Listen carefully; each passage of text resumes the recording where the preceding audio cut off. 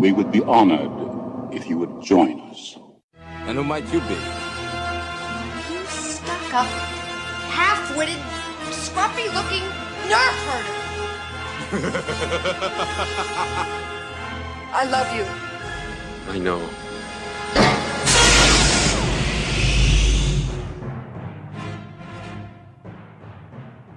Hello everyone and welcome to Frozen in Carbonite.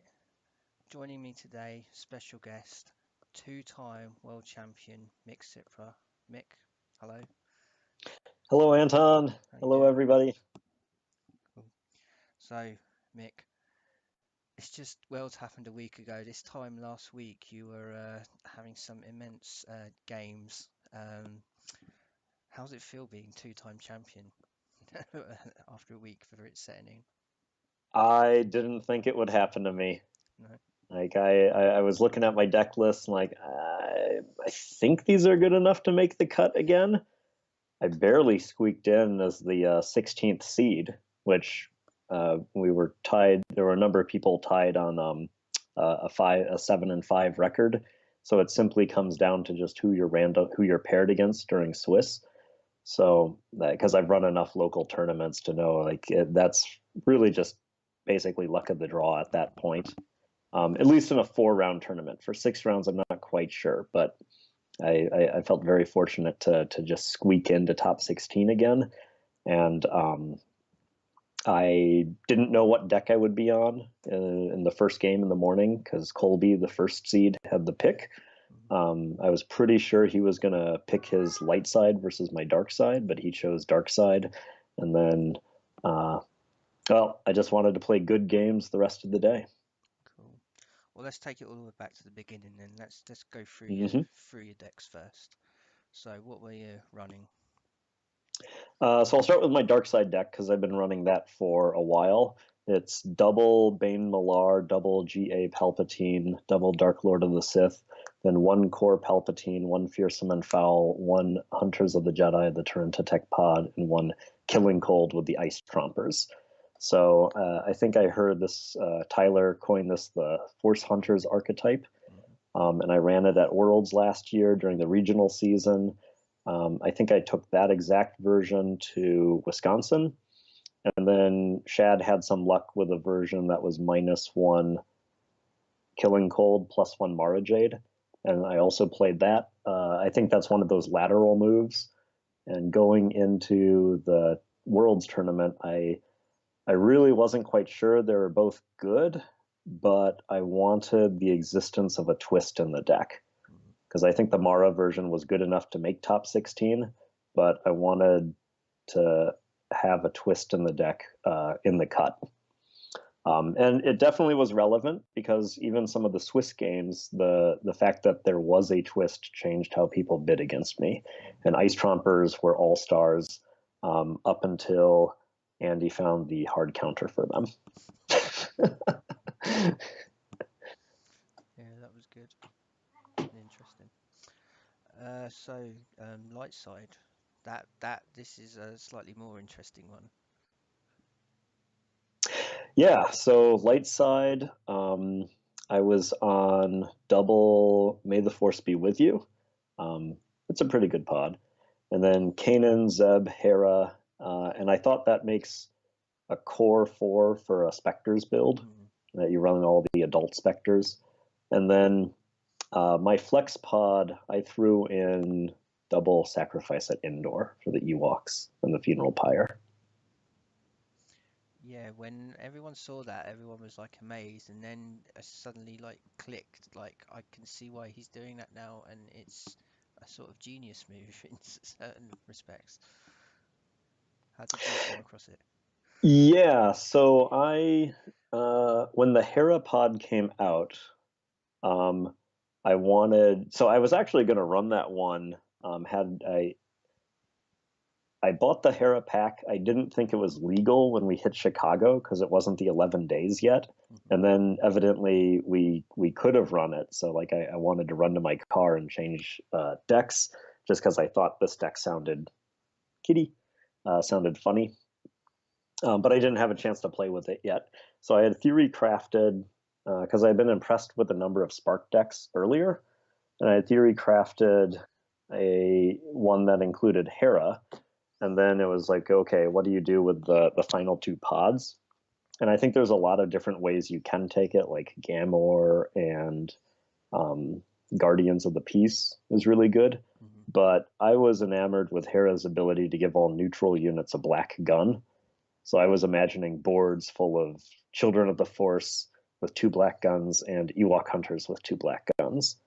And then I knew that Ewok Hunters were a good way to change the top card of the deck.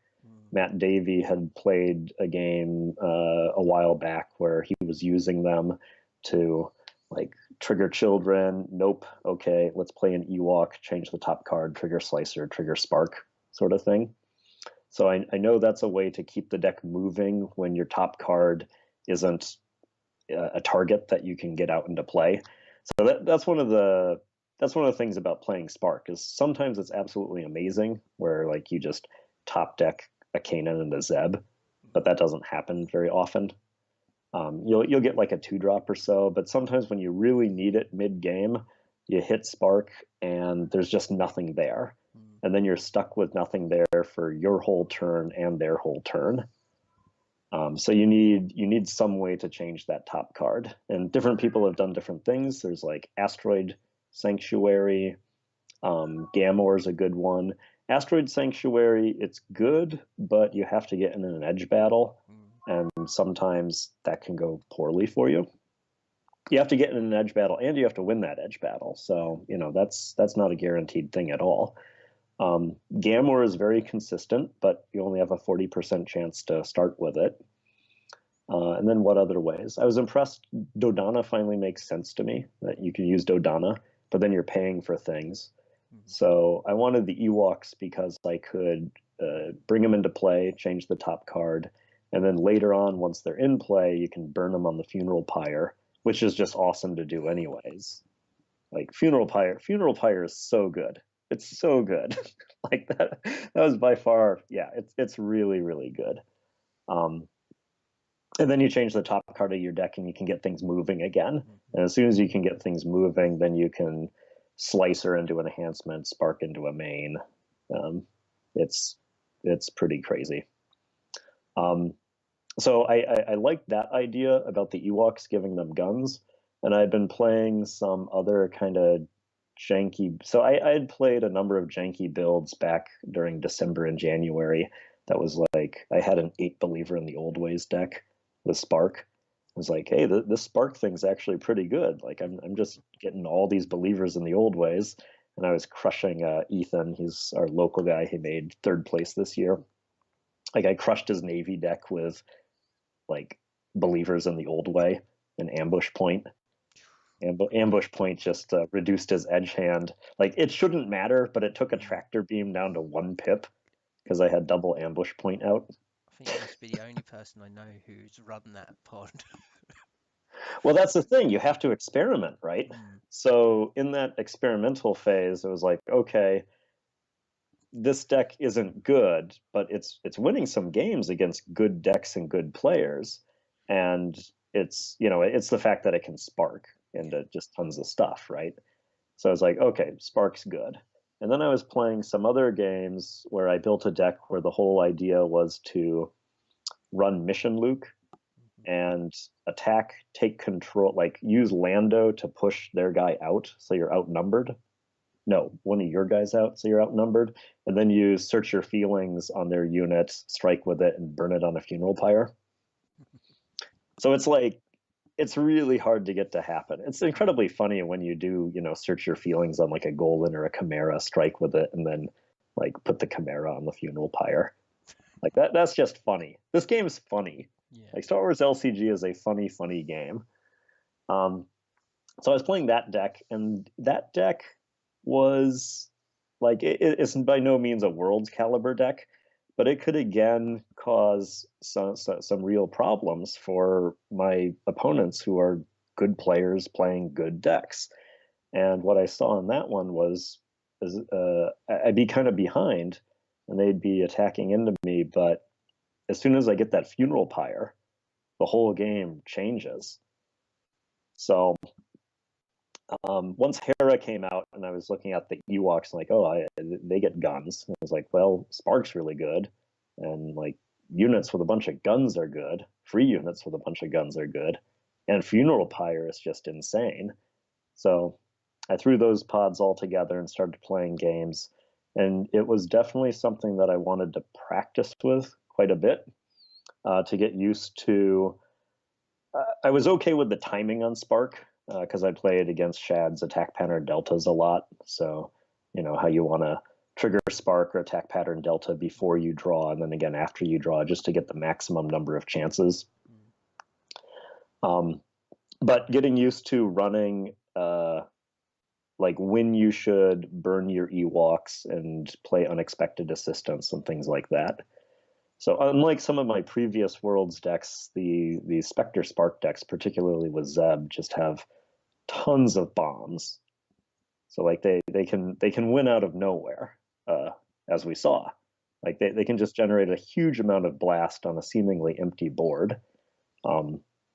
And it has multi-striking potential with well-equipped and the unexpected assistance in the Ewoks. So it's like I wanted to get good at when to use unexpected assistance. And the other thing that I needed to play a bunch of games with to get the sense of is when it's okay to attack when you absolutely know you can't win edge and you're going to lose units, but you outnumber them. So like it's okay if you have some combination of 4 like children and Ewoks and Hera out on the table, you can send that into a Chimera. Chimera will kill one, focus the other, and the other 2, as long as there's not something else there that to focus them down, you might need 5 units.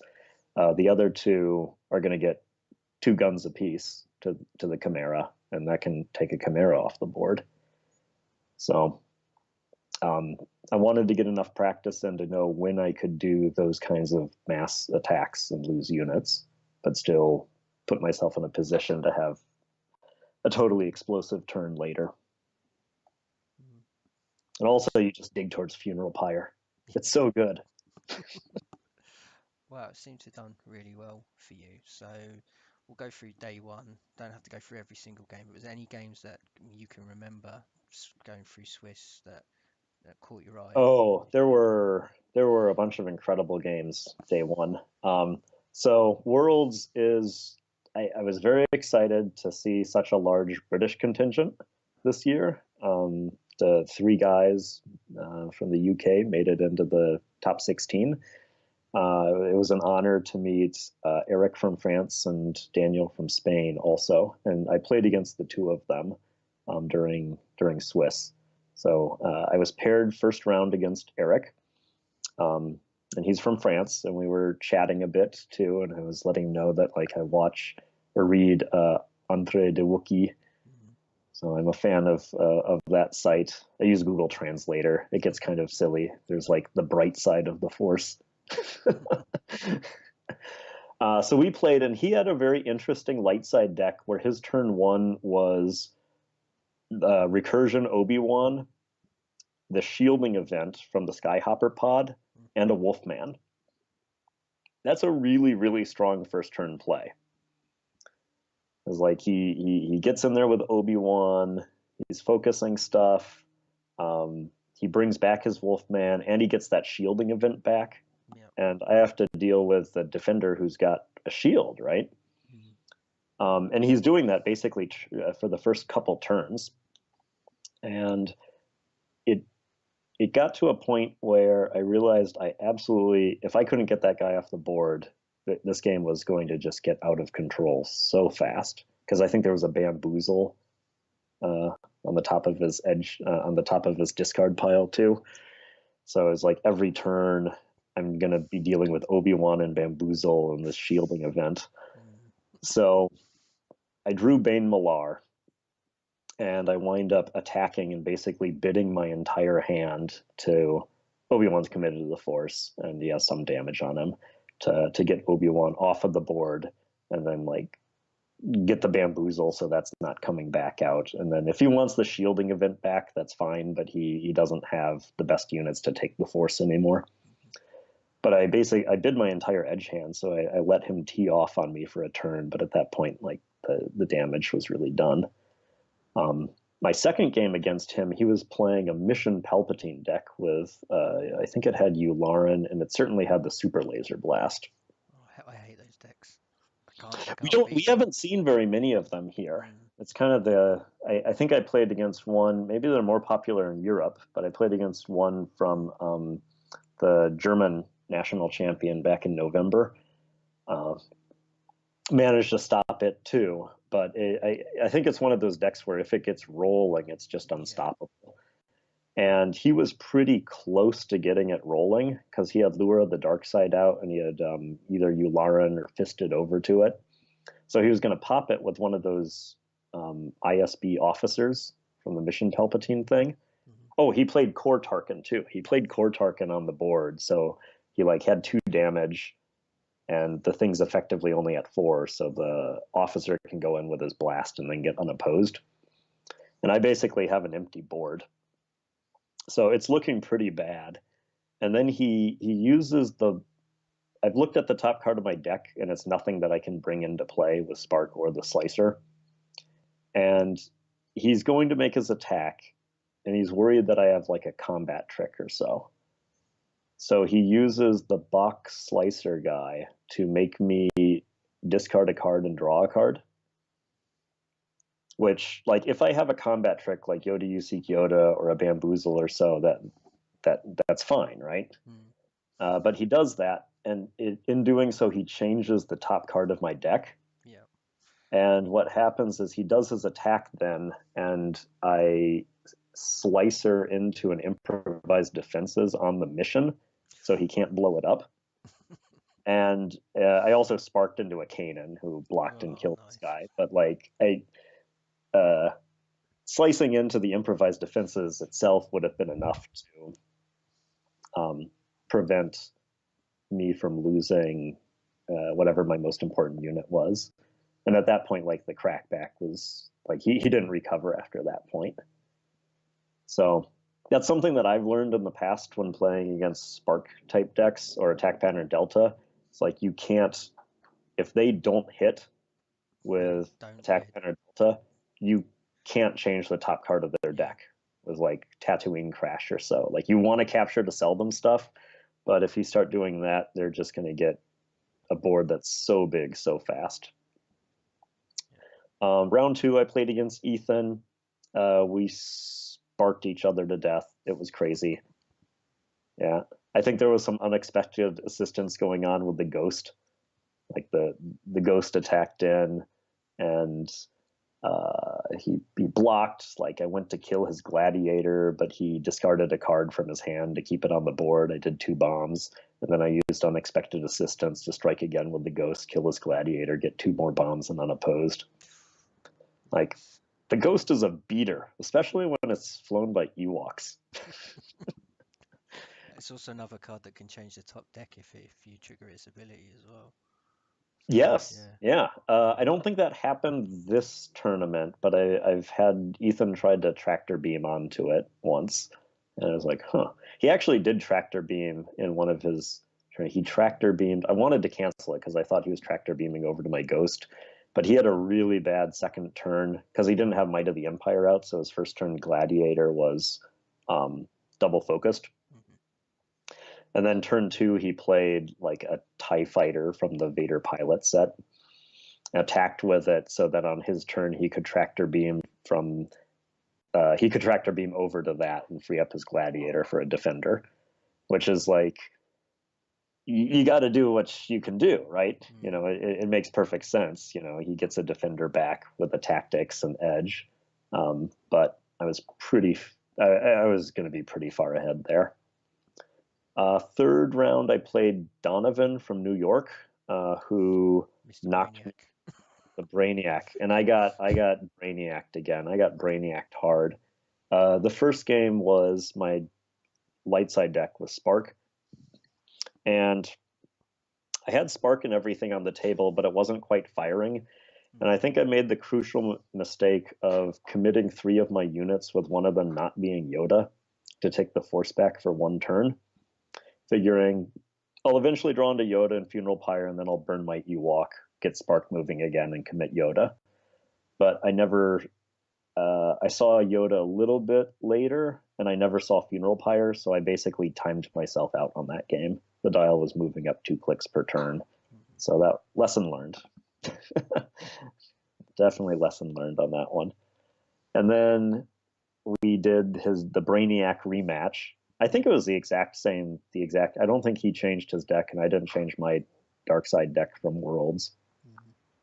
And it was sort of a similar beginning when he had. My wife just came home and laughed at me. He had the double Owens objective, so it's just crazy first turn edge, and he plays Crow, and I think goes after maybe Webb or so. He takes an objective with Crow first turn, and then second turn I have better blockers. Second turn there's an attack, and then later there's an unfinished business Luke lightsaber. So things are pretty rough. But then at that point, I'm looking through his discard pile, and both of the unfinished businesses are gone. And there's a Luke and saber there, so it's like, okay, he has to actually play with stuff that's on the board at this point, because I had gotten rid of all of his cards underneath the Owen objective. So things slowed down a lot, and it was pretty close.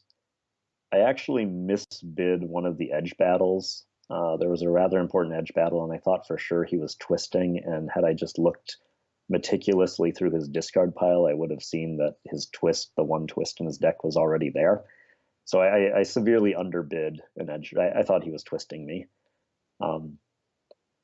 So had that not happened, I would have been able to get... I would have been able to block some big damage that turn.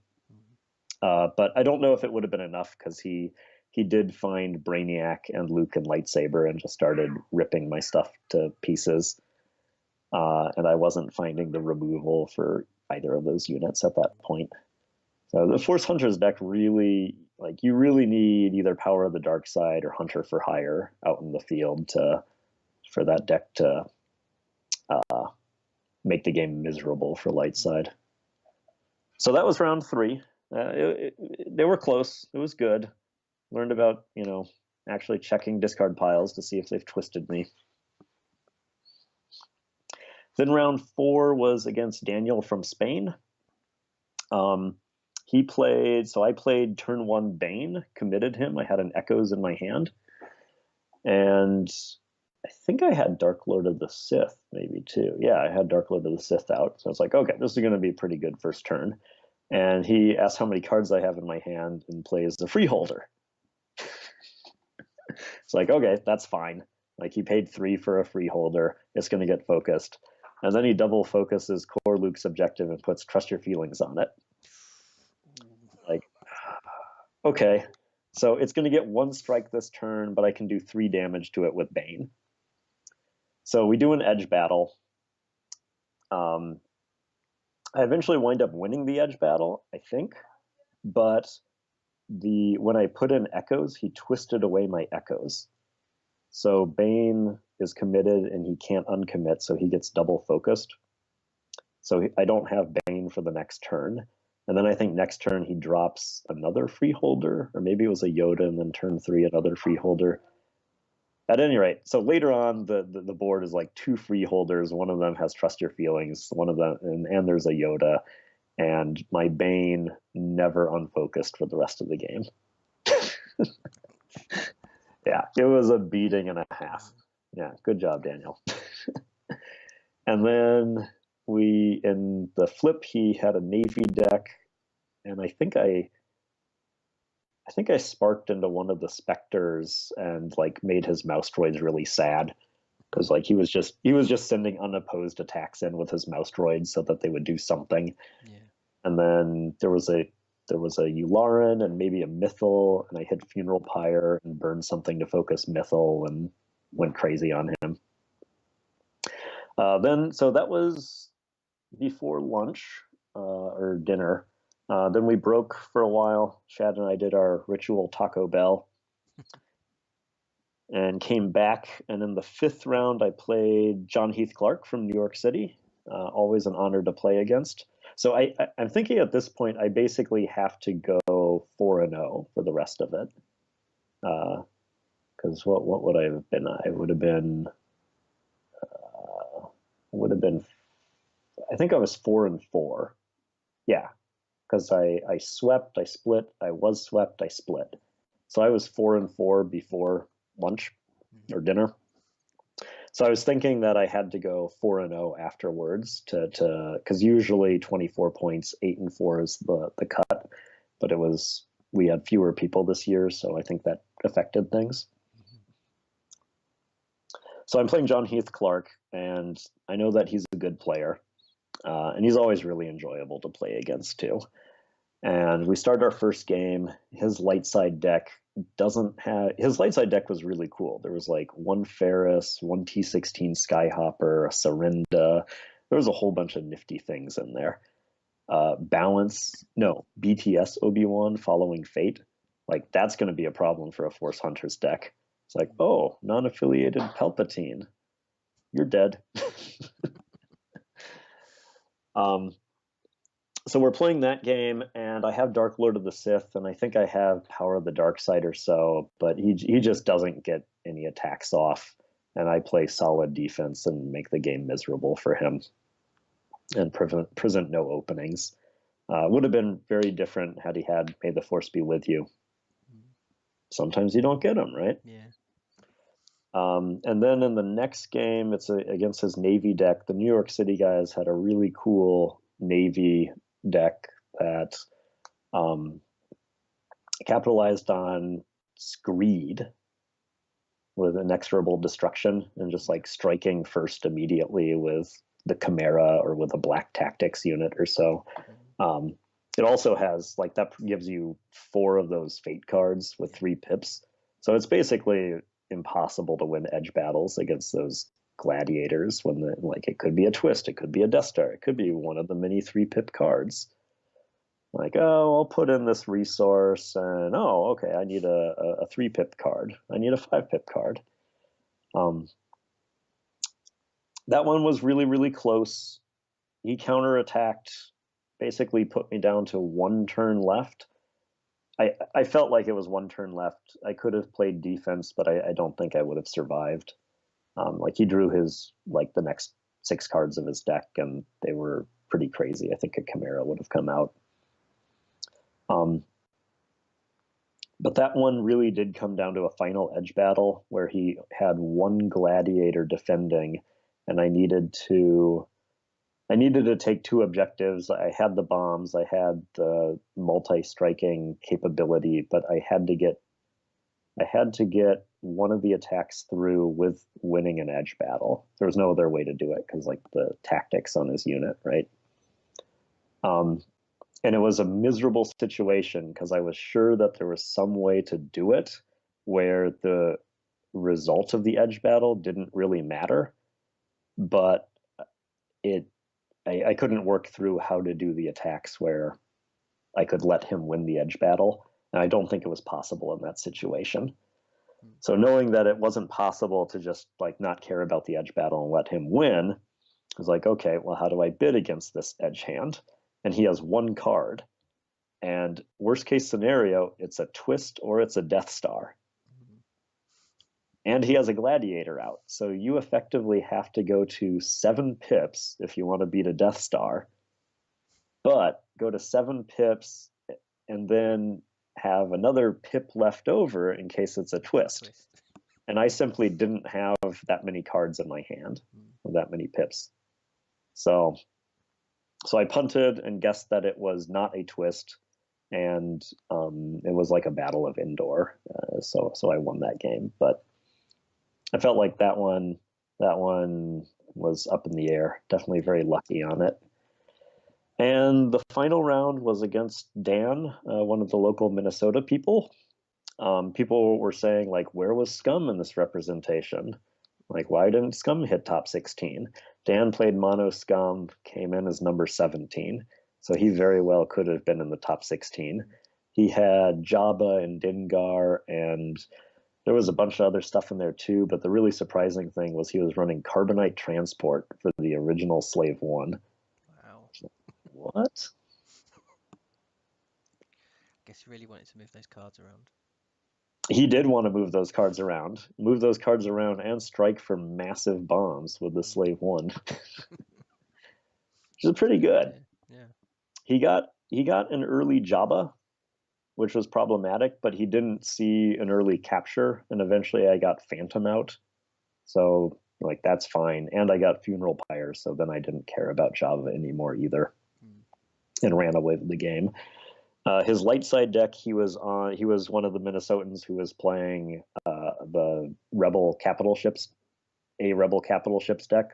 I think there were a couple different versions flying around. And he flopped. Did he flop double Solidarity of Spirit against me? He flopped at least a Solidarity of Spirit against me. I answered with Bane, though, but it didn't matter. There was so much destruction.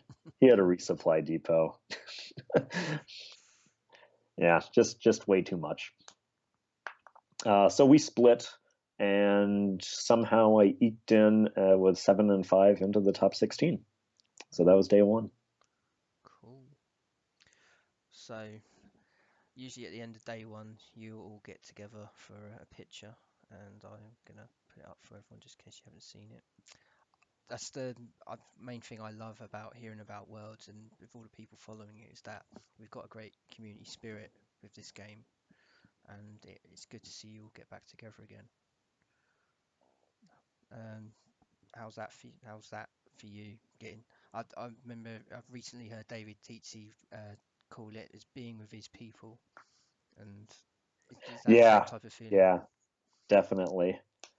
I always love welcoming the people into FFG and playing some good Star Wars games. There were a lot of pickup games going on. Norman and Tyler hosted a fantastic alternate format event Friday night. A lot of fun, and go out for food together and just chat. But it was really nice seeing those people again, because a lot of them also came in November. Yeah. And then, but Eric and Daniel from overseas, this is their first time, so I hope they felt welcome. Cool. Right, so we move into day 2, and it's crunch time. How are you feeling when you enter a cut? Because I know I get well, completely... I was pretty ecstatic just to make the cut again. I've made the cut every Worlds now. I think I'm the only person who's made the cut for all 5 Worlds. Now, admittedly, like, some people haven't been to Worlds all 5 years, but I just I took both days off, so like I wanted to play serious games on the second day. So I was pretty excited to make it in on that second day. And also very proud that there were 4 other Minnesotans who made it into the top 16. Yeah. So there were 5 of us all in all. And their games have really come along quite a bit too. Cool. So who do you get faced against first round? If you squeezed in, you're facing the top seed, aren't you? Yep. So I'm facing the top seed, who's Colby from New York City, and he has a Navy deck with Screed and the Death Star. Yeah. It doesn't have Yularen in it, and his light side deck is a Jedi Rebel Spark deck. So he's not doing Zeb, but he has Hera and Dodonna and Judder Page. So it's a seriously cool deck. Like, I like it. I like it a lot. And he has to pick which side to play against me. I thought for sure he would pick light side to play against my dark side, simply because my dark side deck is very reliable for me, in the sense that I've played it a bunch. I know it. It's the deck that I felt after 2016 Worlds that the deck didn't let me down. I let the deck down in my game against Donovan and some of the other people. That the games I lost, the deck was showing me possible answers. I just got too aggressive or didn't use all of my options. So I like the deck because I think it's a difficult deck to play and to play well. But it has some serious weaknesses too. And I was too busy during testing to trying out, like, can I really play this tricolor Ewok Spark deck? Like, it's funny. I really want to play it, but can it beat Navy? Can it beat Mono Scum? How's it do against Sith, etc.? That I just wasn't testing around with Darkside that much. And I knew I didn't really want to play one of the cookie cutter Darkside decks that's out there. So my Darkside deck has some rather large weaknesses. Rebel Capital Ships is definitely one of them. But whenever I play it, I tend to do relatively well with it. So that's why I brought it. But I thought for sure it went 2 and 4 for me during Swiss. So it just wasn't really firing that day. Maybe it could have gone 3 and 3 if my game against Donovan if I noticed he had a twist. So I thought for sure Colby would put me on my Darkside deck. But he went with his Darkside deck.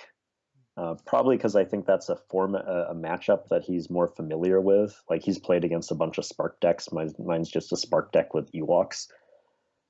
He's got Death Star, so he knows that matchup. Like, Force Hunters sounds miserable to play against. Like, when you think about the theory, it's like, wait, I'm going to attack. He's going to commit my guy to the Force. I can't take the Force with May the Force.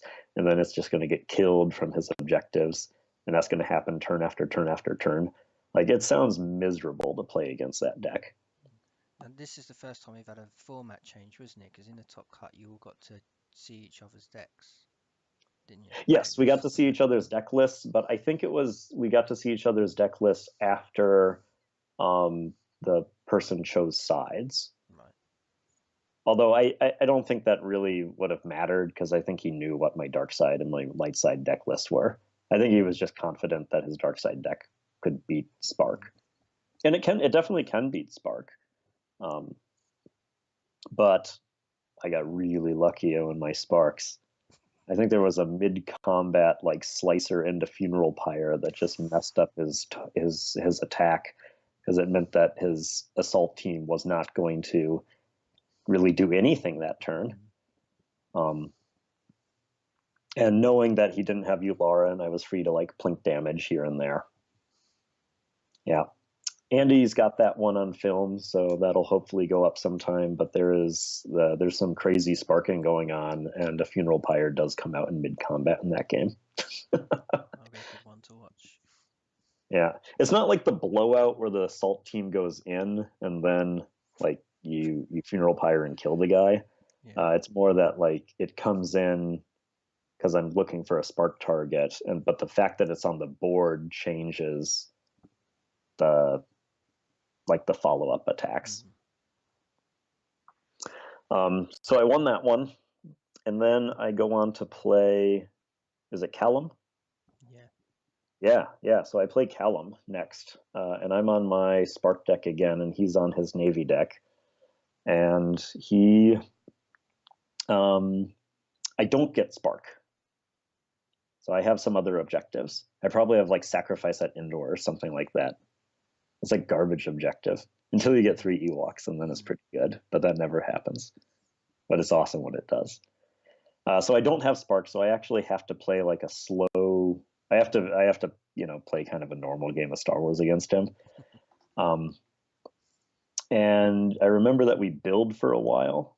So Andy also has this game on film, and this is the game of all the games that I'm looking most forward to going up online, because I think it's the most it's the best chess game between us, because we're just kind of slowly building and poking away, and there's not crazy sparking going on. Yeah. I think eventually he chooses to blow up an objective, because he wants to lock me out of Rebel resources, so I can't play like Hera or Ghost or whatever. And in doing that, he flops over my Spark, and then I think I Spark into a Hera. But the Hera itself, Hera's just amazing. She's so good. She's so good. I think Andy texted me this morning. He's like, whenever I look at Hera, I want to vomit now. I'll make sure I play it against him. Oh, yeah. Well, I look at her and I'm just falling in love. She's awesome. But I don't think sparking into that unit against Callum is what makes me win the game. I think it just makes the win more obvious. But that was a good game. That was a really, really good game. And then I'm on Dark Side versus Travis, who's one of the local Minnesota people. And he is on a capital ship deck. And he flops, so I'm mulliganing hard for Bane, right? Just like, first hand, doesn't have Bane Malar, throw it away. Second hand, crap, doesn't have Bane Malar either. But, don't say that. So he flops double Solidarity of Spirit and plays the shield ship and then one of the like MC80s or so from Home 1. So he plays 2 3-drops, so I can't even drop Bane. And then he's got Capital Cover Out as his third one. So I play something, he goes in and attacks, shields a bunch of stuff. Maybe he takes an objective turn 1. And then I counterattack to try to lock some things out and turn off Capital Cover. But I have to keep weathering the storm. And it's one of those crazy games where can hit me so hard. But the saving grace is his objectives at this point no longer do anything for him. Yeah. He does have Resupply Depot out, though. And then come mid-game, he's got a second Resupply Depot. But he doesn't have like defensive Yavin 4, so he's not going super wide. So the game becomes, can I kill like one of his units in the engagement? And on the counterattack, can I focus down others and then kind of deal with the 2 or 3 ships that, hopefully only 2 ships that are coming in each turn? Because if you can do that, you can stay on top of things. And I drew GA Palpatine, and he helped me do that. Because with him, I was able to attack, focus 2 guys, attack with a Tukata, focus another guy, and commit Palpatine to free up the Tukata as a defender. And I think like the problem in that matchup too is the Rebels don't commit their vehicles to the Force. Like they just don't do it, right? So you have to draw into your Echoes of the Force to commit their units to then get things like, well, Bane's just a good blocker, but to trigger things like Power of the Dark Side or Force Manipulation. And somehow I was able to attack him, focus down enough units, kill a few units here and there to get to a point where he just couldn't get through. Like even with 2 resupply depots, like because he couldn't win any more edge battles. So that one was a very surprising win. And then in the next game, Ethan and I are playing for the top. It's against his Spark deck that just sparked the crap out of me during Swiss. And in this one, so in Swiss, he's got like the trifecta of Spark, May the Force, and Gamor, which is so good. It's so good. I mean, there's only like a 10 or 11% chance to get that, but it's just gold whenever it happens. In this game, he does not have Spark against me. He can make the game go long because of May the Force, but my Dark Side deck is set up for somebody trying to go along with May the Force, because I do damage to their units that are committed to the Force, and I move their Force commit cards around with Abandoned Hideout. Abandoned Hideout is a fantastic card. That card's so good. That card really messes up light side. You're just like, ugh, I can't attack into that. Yoda's on the Force. I'll just move Yoda off of the Force, and then I'll trigger Power of the Dark Side on his other units.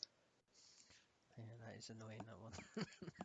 Yep, and it protects you from seeds too. Like sometimes light side attacks and you just know they're doing this attack.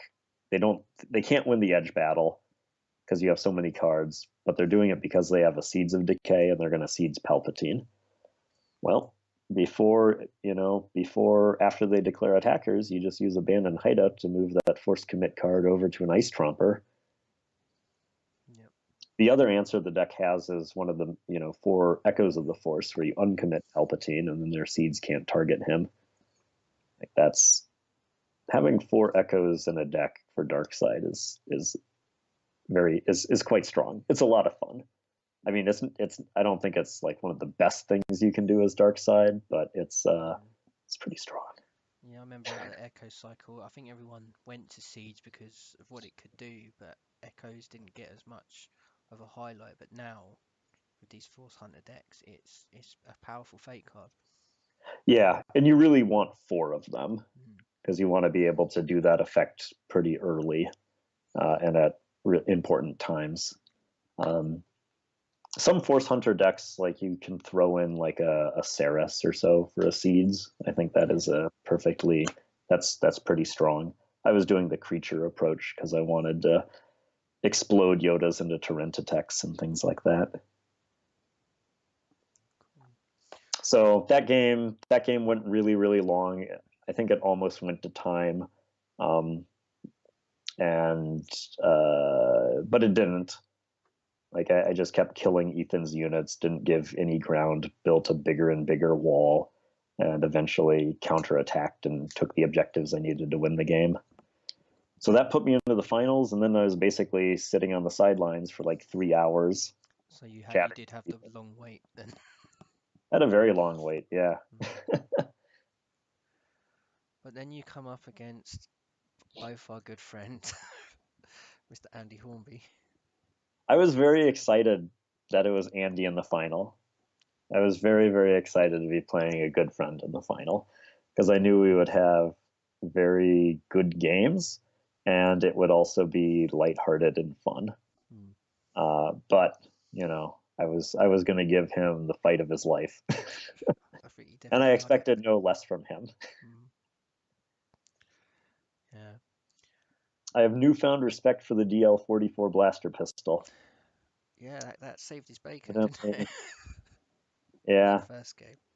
I probably shouldn't have attacked the turn I did with Bane and all those other guys, but I underestimated how explosive his deck can be with like the Bamboozle and the Well-Equips and the Zeb and such. I mean, it's kind of obvious because he had Zeb and Falcon. Like, he had Zeb on the table and Falcon in his hand, so it's like there's stuff there to take the objectives. But as often worked for me with the Force Hunters deck is to be somewhat aggressive to like whittle their board down. But I think it would have been better if I had just not attacked with anything and then had Bane and had everybody on my team as possible defenders, because then he's attacking into Edge 3 with Bane and the 2 Steves. We call Royal Guard Champion Steves over here. I don't know how that started. And then I have a Falcon blocker with Bane. And if he gets Falcon out of there, Bane can shoot Zeb or shoot like Kanan, who's committed in the back. That would be fine too. Yeah. But maybe like with the twists and such, my edge hand wasn't super great that turn. It just would have been a little bit different. But I wanted to kill stuff. Yeah. And then I lost the game. That was the thing. Me and my friends over here, we were watching the stream of the 2 games before, and Andy, you could tell it was a stressful situation.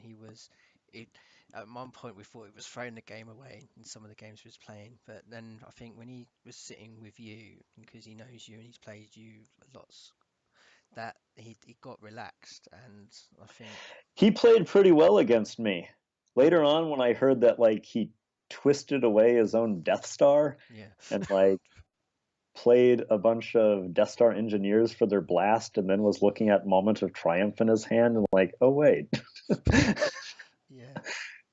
I kind of said to him afterwards, like, how did you even make it to the finals against me? And then he plays really well against me. Yeah. So he takes that first game, and then everyone's like getting excited. It's like I think Andy was treated as the underdog. Obviously, you were already World Champion, but I think there was Oh, an you definitely equal get amount of excited sitting in yeah. that hot spot there with the cameras on you, and this is for all the marbles. This is why we came, because he's traveled so far to do it. It's crazy. Yeah. So that's just to go through that last game then, from what you remember. Oh, the last game. Yeah. So I remember that I draw my 4 objectives and then I stare and Yeah. stare and The stare. the FFG stream actually like was concentrating on you, and they were talking about he's got a tough decision here to make. And we're It all looking at it was going, what's he gonna pick? so let's see here. The tournament was on that was Thursday, right? Yeah. I think I got like 4.5 hours of sleep, maybe 5 hours of sleep on Tuesday, and then 4.5 hours of sleep on Wednesday. So hadn't gotten a lot of sleep. We'd also played a whole bunch of games, but also this is the game for all the marbles, right? This is the end. This is the final game, and I'm looking at the objectives, and it's Spark, Spark, May the Force, and the Last Warrior, and I mean, I look at it and it's just like it's obvious. Spark, Spark, May the Force, done. Like that's crazy. But because it's the last game, you're also sort of like, well, is it? Like, what are the other options? I could do Spark, May the Force, Zeb. It's not nearly as explosive with the double sparks, right? But it has influence. So, like, if the game goes long, like I think that's a good long game because then you can play things like the Phantom that's really good, and you can hardcast Hera and the Ghost. Also, if you get your Spectre out, then his mouse droids become worthless. So it was sort of a choice of like, is double spark too much of a Hail Mary? Because like if double spark's working, it's just insane, right? But if your first card isn't a Spectre unit, or if your first card isn't a target, right? A character, a 2-drop, or a Spectre, the second spark doesn't matter. Yeah. Like it's basically you got 2 vanilla 5/1 objectives, right? So it's like how many choices can you give yourself and like keep that rolling? You know, am I banking on my world championship game, like coming down to, am I feeling lucky with how many things I can spark into play? So the Last Warrior one seemed to be like a slightly more consistent choice. But because it's the World Championship, then you start working through the other permutations too. Okay, what about Spark, Spark, Last Warrior? You give up May the Force, so you can't take the Force back and unfocus your guys, but you could have that potential crazy. That one's just not as good, but it's things you consider, right? Yeah. So after staring and staring and staring at these objectives, finally I'm like, wait, I built the whole deck predicated on Ewoks to change the top card of the deck. Of course it's double spark, May the Force. Like it can't be anything else. Like that has such a high up end, and you can kind of grease the wheel with the Ewoks.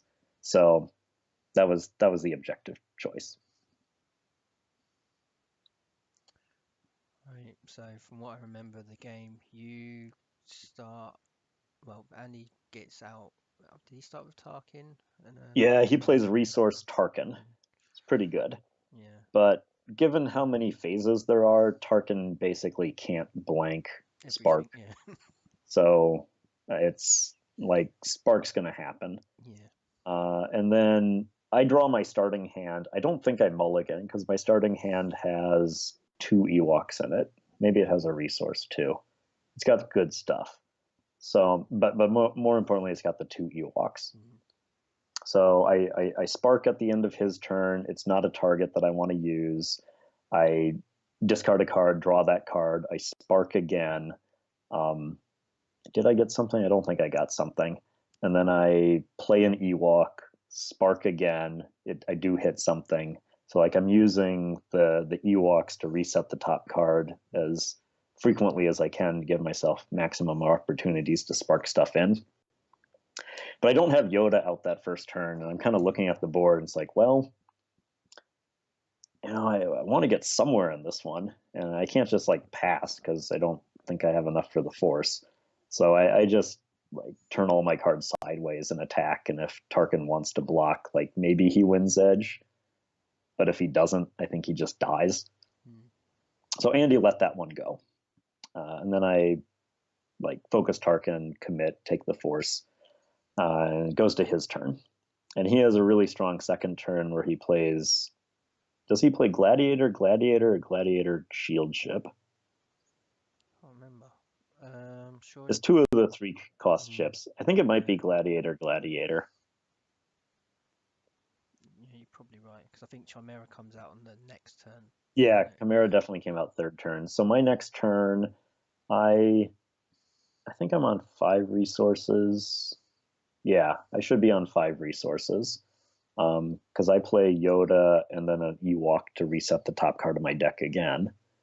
And I look at things like, well, I'm probably not going to win edge, but I'm just going to attack with everybody. He's going to focus and shoot Yoda, and then other things are going to strike. So I attack with everybody. He doesn't block with... He blocks with the 2 gladiators. He doesn't risk Tarkin in the engagement. And when the dust settles, Yoda has 2 damage on him, and I think I killed one of the gladiators. And then third turn, he plays the Chimera.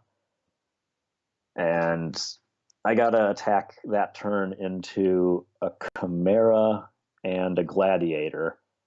And Tarkin's also there, but I have a funeral pyre at that point, so I don't really care about Tarkin, because if he wants to get in the engagement, I can burn something to focus him. And I'm looking at my hand. I think I spark into a Kanan that turn. Yeah. My hand has unexpected assistance. I have 2 Ewoks on the board. So there's maybe some multi-striking going on with Kanan. The problem is, like, I'm not going to win edge, and the Chimera can just kill something and focus another. But I need to get something moving. I have Yoda, you seek Yoda, too. So my plan is to, like, bait an attack, sacrifice Yoda. He'll kill Yoda with like the Chimera or so, and then focus Kanan. And then I can unexpected assistance to free Kanan up, get a bow rifle on him, and go in and try to do some work. Like I wanted to get some bombs through. I played the mission to eventually be able to bounce Chimera back to his hand, or something back to his hand. And I have to do something that turn, because otherwise more stuff's just going to come out. And there'd be a lot of things, right? So I attack with Yoda, and thinking like he's going to block with both of his capital ships to focus down stuff, or like at least one of the capital ships. And he blocks with Tarkin. And I'm looking at Tarkin, I'm looking at Yoda, I'm looking at my unexpected assistance, I'm looking at my funeral pyre, and I'm like, have you forgotten how this game is played, Andy? Like, I don't care about the edge. I'm going to burn my Ewok or my Lizard, kill your Tarkin, focus your Chimera, maybe unexpected assistance to focus your Gladiator, and just go crazy on you. But like, whatever. You for some reason you think this edge battle is important, so you can throw your hand away. Like, here's a card, and he puts in Heat of Battle. It's the one card in his deck that, like, that block is beautiful because of Heat of Battle. He had dinged up my Yoda the previous engagement, so like, he doesn't need to send one of the capital ships in. He can keep them back for the other ones. He just needs a body. Tarkin's a fine body. Doesn't matter if I burn something, but that Heat of Battle is going to go through. So that one was it's those dang Heat of Battles. I remember that one Heat of Battle really messed Brad up too in his Worlds game. So that happens. It's pretty bad for me. I wind up trying to figure out another attack, and I kind of throw good after bad and push them all in, and the Chimera kills Kanan and some other stuff, but I think I get his Gladiator off the board. And then I seek Yoda and attack with Yoda and the Ewok and overtap the Chimera. It's like, okay, I got his Gladiator off the board. Tarkin's there, but I don't really care about Tarkin as a blocker because I have the Funeral Pyre. and the Chimera has 3 focus on it. It'll go down to 1. Maybe he gets like a Death Star engineer, but then he's paying 2 to untap the Chimera, so there's not that many things that he can play. And I haven't done all that much objective damage at this point. So it goes to his turn, and I think at the end of refresh, like before I can even trigger Spark or Children or whatever, he plays Moment of Triumph. And it's just like, like, okay, yep, that's in the deck. I don't have any counters. I don't have Phantom. I don't have any saves. He kills an Ewok, so I'm going to draw a card. Changes the top card of my deck. Like, okay, I got Yoda to block. Like, what's he going to play this turn? Is he going to play like a Gladiator? I think he's on 5 resources, maybe 4. Is he going to play a Gladiator? You know, what's it going to be? And he plays a Mouse Droid. Like, somebody's like, do you want to let me draw a card? Like, you know, is he trying to dig towards something? I actually completely forgot about the old like Mouse Droid bait Yoda and then play a Stormtrooper assault team. It's just like, does he want to dig for it? I don't think I really care. I want this blocker. So, you know, those habits are good to develop because I definitely was not thinking about the obvious play. And then a Stormtrooper assault team comes out, and he's obviously going to attack with it because my edge hand is crap and he can wipe my board, right? Like, he doesn't have, he only has a Chimera, or not a Chimera, he only has, thank goodness that stupid resource didn't come out from the Golan pod, the unfocused Chimera. He only has Tarkin out, but I can control Tarkin if I get enough stuff with Funeral Pyre. So, like, I'm going to be able to counterattack, but he's wiped my board, so the counterattack's probably, like, it can't be that bad, right? So he attacks me. You always wait until the last moment to, you know, change the situation. So it's like, okay, if he attacks me, I'm going to Spark. What's in my deck that can stop this? Like, I could get an Ewok Hunter. It has tactics. It'll let me draw a card. My edge hand is still crap. Yoda's going to die. Hera. Like, if I Spark into Hera, he can kill one of them. I'll be able to focus Tarkin. It's still kind of a game.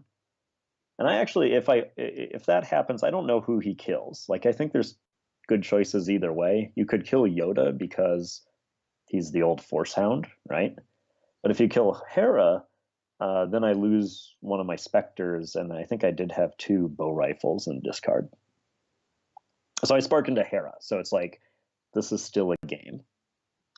And I declared them as blockers, and then it's like, well, actually, that's dumb. Like, I have a second Spark, you know, I might as well try, you know, just see what it is. And it's Zeb. And at that point, you can just hear the groans. And also at that point, it's like, stream I was like, oh, God. This is absolutely insane. I don't think this has ever happened in any of my testing games, to the extent of, like, it just turns that quickly from losing to like, I went from losing to having a chance with Hera to, I think, just winning with Zeb. So Andy, we're in an edge battle. Andy has to win the edge battle to have any kind of shot, right? So he bids appropriately because he's not going to have an edge battle on his turn. And then he has a choice to make of who to kill.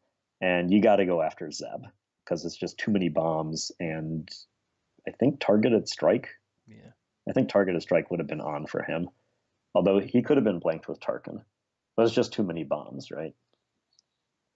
So he kills Zeb.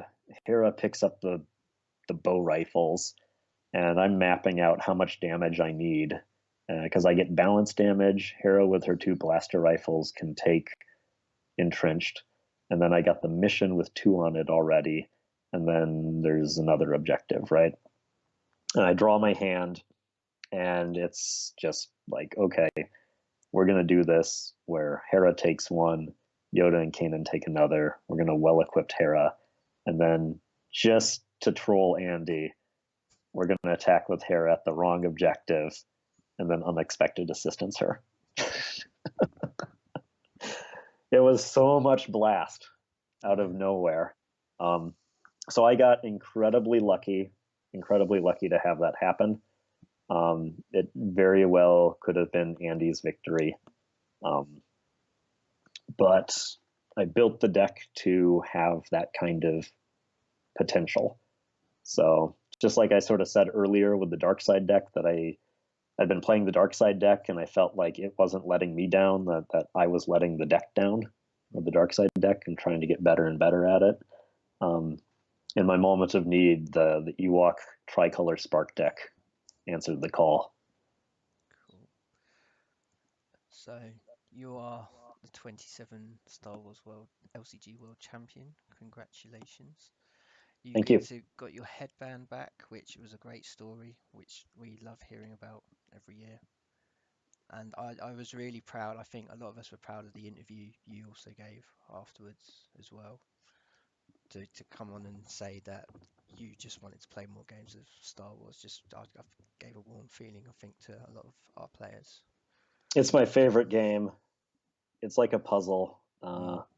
I absolutely love it. I can play it over and over and over again. I can play it for days, as I did at Worlds. But the community here also means a huge amount to me, and I just love talking about this game and sharing battle stories and meeting people who we share this very niche interest, meeting people from all over the world who are interested in this very, very specific card game. Cool. Right, so I've just got one little after topic for World. So as usual with the end of events, suddenly people then start looking onto cards that they think may be broken, and obviously with the high variance of what happened in your game of Spain and the emergence of the Death Star this year, they seem to be the two main talking points. In your opinion, does anything need to happen to these cards, or is the game just okay and these things happen? I honestly don't know, because what happens in the Spark game where I don't top deck the absolute nuts? Like, Moment of Triumph hits, it wipes out the board, light side can never recover. Yeah.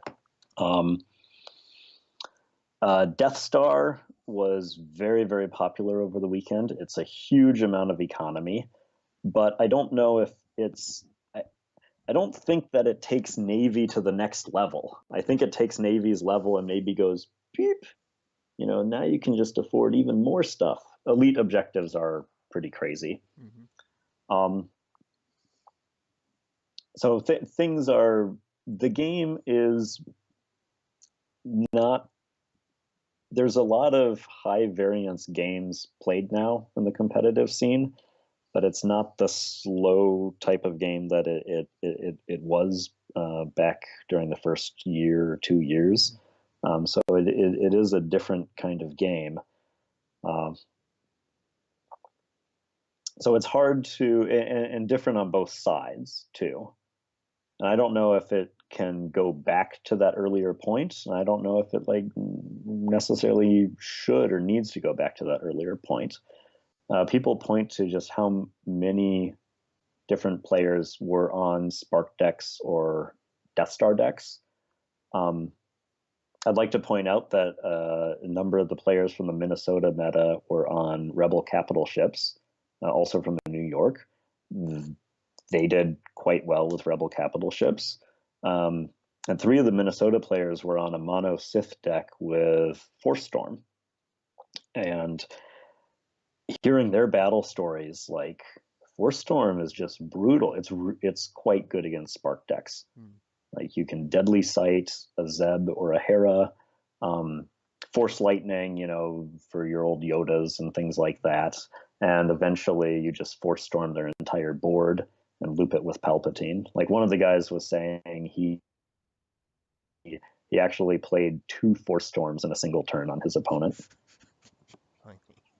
It's like, Force Storm, okay, 2 damage everywhere. Yoda and Falcon are still alive.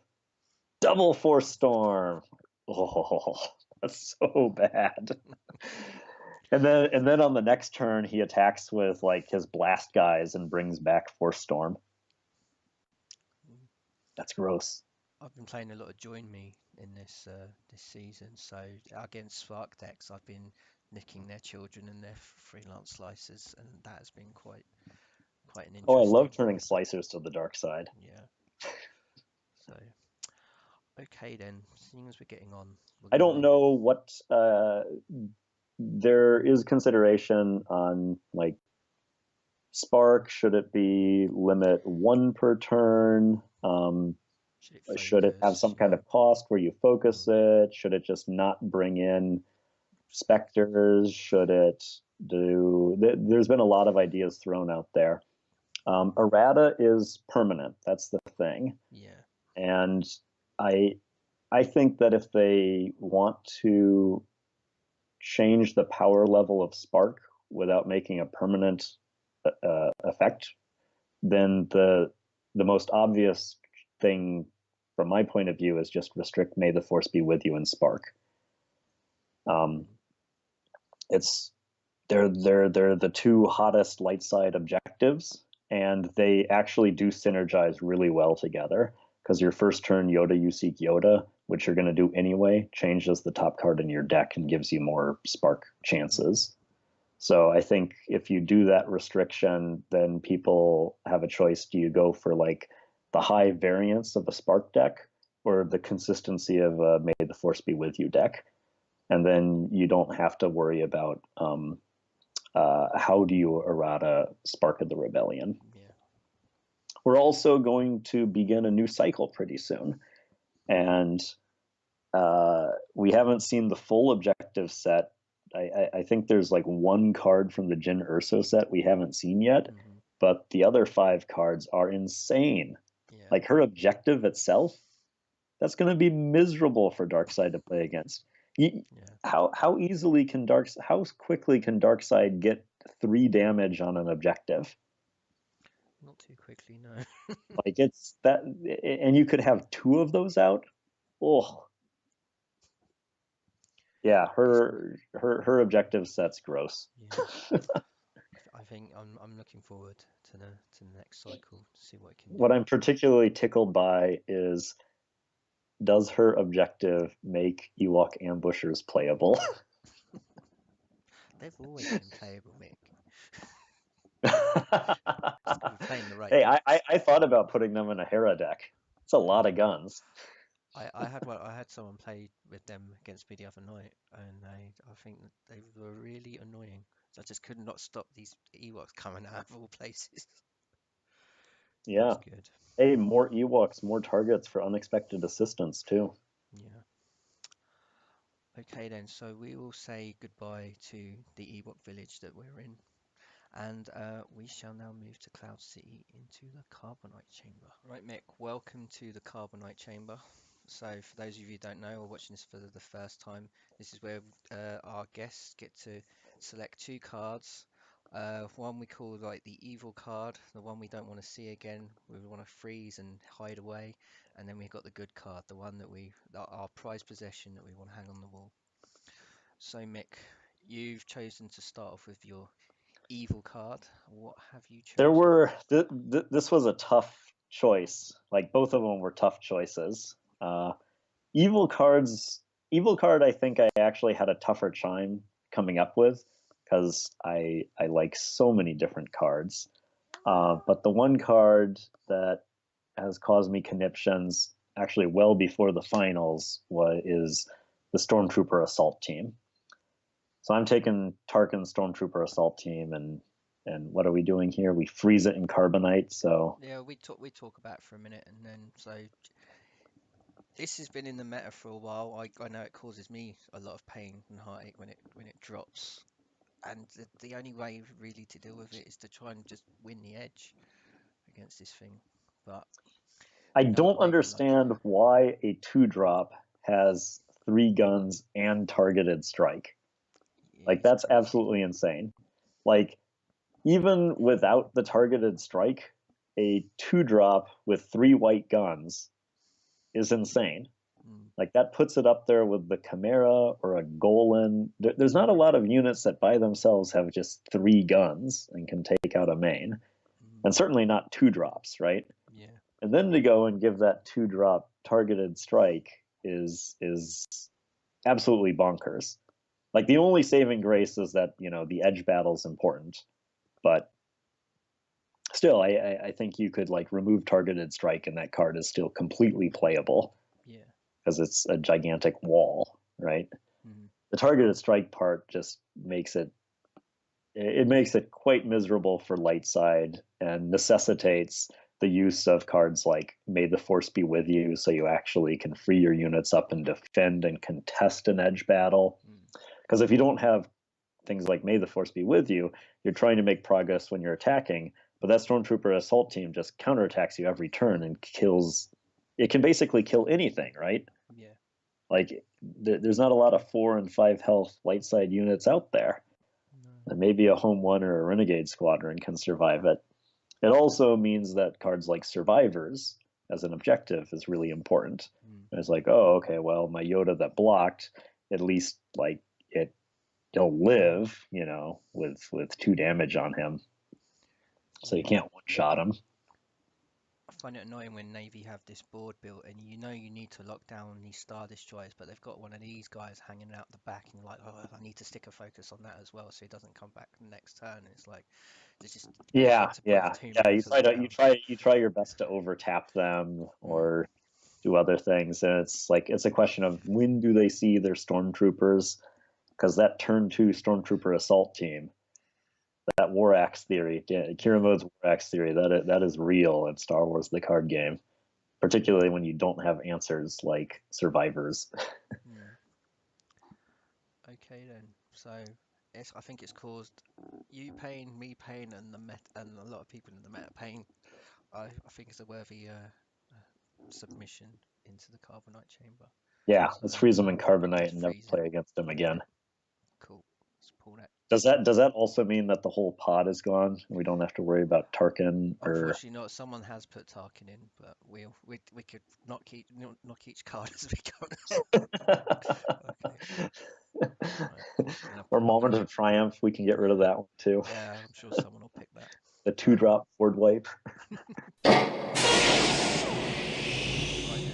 so, good card time. One that gives you good memories or good times. Well, there were a lot of possible candidates for this one. So should I mention like the runners up, the honorable mentions? Yeah, that's cool. I mean, one question I got is, would your World Championship card? I told you before you wouldn't be allowed to pick it because obviously champion cards get a special place in the Carbonite Chamber. But would it be on your list? Playable. He's totally playable. Yeah, I've used him. I quite find him enjoying in the Rebel deck I've got going at the moment. So. Hey, I used Asteroid Base to give him a gun and then Bullseye to Palpatine last week. That sounds really good. Yeah, you can do that. He's a targeted striker. Yeah, I think targeted strike is it's needed a lot more these days. So you got to be able to get some stuff off that Navy board or any dark side board. They just gets really wide. Okay, so runners up, runners up. Echo Caverns. I've been playing a lot of Echo Caverns again lately. Now that we call it MoMA Caverns, MoMA can go and search them. Brad's deck that he built me for the Minnesota regional was themed off of the Beezer pod, and then like pressuring Darkside to attack with Ties of Blood, and then you flash in last minute reinforcements to get MoMA, to get Echo Caverns, and then you like move the black tactics all over and completely mess them up. It seems combo-y, but it happened in 3 of the 4 games I played, and it is just it's just devastating every time it happens. Amazing. And Chopper can go search for it too. So Echo Caverns, I wanted to find a way to fit it into a worlds list, but I just got too enamored with like Hera and the Ewoks. Wasn't room for it. Other choices, Guardians of the Peace. I think this is the first time I've ever run a Worlds deck that doesn't have Guardians of the Peace. It felt really weird. I like the shields, the protection, the lightsaber deflection, the three. It's all good. Everything in that pot is good, but the Guardians are just so good, so good. Then of course I have, you know, special memories of like Trench Run and Asteroid Base. Asteroid Base. What you once were. Yeah. But on to this year. This year, so the card that I hated and put in the bad Carbonite freezing, the Stormtrooper Assault Team. One of the few characters that Navy has is completely dealt with a funeral pyre. So I want to put the Sacrifice at Indoor a funeral pyre as my good Carbonite Chamber freezing one, because that card is amazing. That card is supreme control. It's so good. Yeah. It's so good. And you can draw cards when you burn your Ewoks and get answers, and maybe spark into something even bigger. But you can control their Palpatine. You can focus out their Stormtrooper Assault Teams. It's really good in the Scum matchup where you just focus down Zizo or Jabba. It's a card that you basically always want to have on the board. I kind of want to build a deck that has Echo Caverns and Funeral Pyre. Actually, I have built that deck. It's fun, but Funeral Pyre, really good card. 4 pips as well, so when you draw the second one, it's like... Yeah, second one is perfectly fine. You can pitch that one. It's your 4 pip, like, ace in the hole.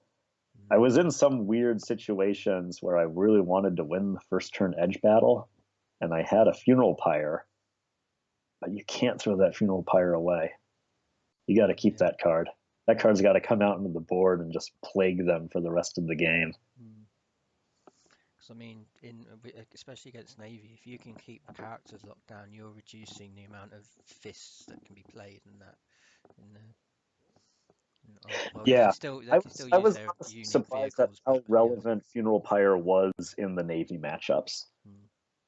Like, it was really good, even in the Navy matchups. Like, Stormtroopers don't care about them. Oh, Mythil has tactics. That's your tactics guy. Yep. I don't care about him. Focus down Tarkin. I don't care about him. Lovely piece of art as well. That's what love a good card that also has a good piece of art. I can't complain with that. So, I don't think there's too much else to say about Funeral Pyre really. It does what it does. It completely wrecks characters, changes games, and a great pick, Mick. So we will pull the chamber and put it in the card. Okay.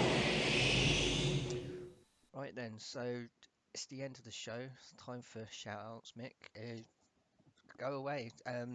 Shout out whoever you want. Shout out to everybody who attended Worlds last week. I drove by FFG last night. It's just not the same without all of you. Worlds is fantastic. It was a blast seeing everybody. If you haven't been to Worlds and you've been kind of thinking about it, please come. The people are amazing. You can play Star Wars for days at a time and talk about it nonstop. And go out and have a lot of fun with the people too. It's a really, really exciting group, and very inclusive too. Yeah, very inclusive, warm group. That's good to hear. Anyone else, or that it? That'll be it. I could ramble and ramble, but for everybody who came to Worlds, yeah. I look forward to seeing you again next May. Cool. Well, thanks for coming on. Thanks for coming on so soon after Worlds. I feel very privileged and honoured to have you on finally. I'm glad you got. It's a pleasure, Anton. I love watching the show and then seeing what the other people from the community who you bring on, what their insights to the game are, and what cards are, giving them aches and pains. Thank you everyone for watching, and may the force be with you.